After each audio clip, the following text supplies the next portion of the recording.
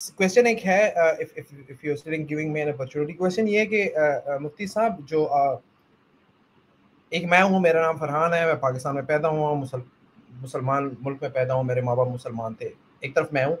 دوسرا ایکسٹریم ہے جو کہ ایک نان مسلم ہے، لیٹ سے وہ کوئی بہت زیادہ ریموٹ ایریا میں ہے اور وہ ایک نان مسلم جو ہے وہ جگہ پہ پیدا، اس کے ماں باپ بھی وہ ہے مسلم.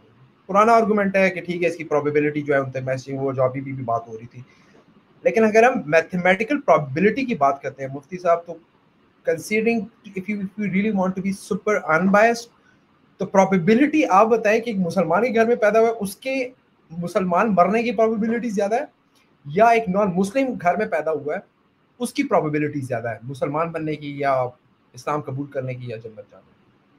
میں پروبیبلٹی کی اسپیسیفکلی بات کر رہا ہوں. اور پروبیبلٹی مفتی صاحب، پروبیبلٹی مینس کہ ہم 5000 کیسز ادھر اٹھائیں گے، 5000 کیسز ادھر اٹھائیں گے، اور اس کی پرسنٹیج اگر ہم یہ کلیم کر رہے ہیں کہ جی نہیں ہم ایکول اپرچونٹی اللہ تعالیٰ دے رہا ہے، جو کہ ہمارا بلیف ہے کہ دے رہا ہے، تو وہ پھر ایکول پرسنٹیج ایکول ہونی چاہیے مفتی صاحب. یہ پرسنٹیج جو ایکول آپ کہہ رہے ہیں یا پروبیبلٹی جو بھی ہے، وہ اس کی وجہ کیا ہے؟ اس کی کبھی آپ نے وجہ پہ غور کیا ہے؟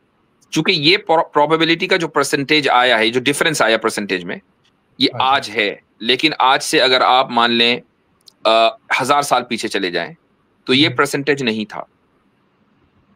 مطلب یہ پرسنٹیج آپ سے کہہ رہے ہیں کہ ایکول تھا؟ ٹیکنیکلی تو ایکول ہونا چاہیے. اگر ہم ایکول اپرچونٹی کی بات کریں، اللہ تعالیٰ سب کے انصاف کرنے والا ہے، تو پھر انصاف آلموسٹ ایکول تھا. اور اس یہی وجہ ہے کہ لاکھوں کی تعداد میں لوگ اسلام میں داخل ہوتے تھے نا، ہزاروں کی تعداد میں، لاکھوں کی تعداد میں، ملک پورے ملک اسلام قبول کرتے تھے. تو ایسا نہیں ہے کہ آج کی طرح کہ بھائی فلاں آدمی نے اسلام قبول کر لیا تو پوری دنیا میں ڈنکا بجتا ہے. چونکہ اسلام قبول کرنے والوں کی تعداد پورا پہلے کے مقابلے میں کم ہے، اگرچہ بہت ہے. Islam still is the fastest growing religion, پھر بھی پہلے کے مقابلے میں کم ہے. کیوں؟ اس کی وجہ یہ ہے کہ میں نے اور آپ نے دین کا کام، دعوت کا کام جو ہے وہ تو چھوڑ دیا. اسلام تو اچھا، اور جتنا کتنا اسلام رہ گیا وہ رہ گیا مسجد میں. ہماری لائف میں اسلام ختم ہو چکا. ٹھیک، ہماری پبلک اور پرائیویٹ لائف میں اسلام نہیں. دوسروں کو میسج پہنچانے کی جو ایک شوق اور رغبت ہونی چاہیے وہ ختم. تو اب وہ جو پرسنٹیج کا ڈفرنس آ گیا وہ اس لیے آ گیا. آج سے 1000 سال پہلے اسلام مسجد میں بھی تھا، گھر میں بھی تھا، حکومت میں بھی تھا، ہر جگہ تھا.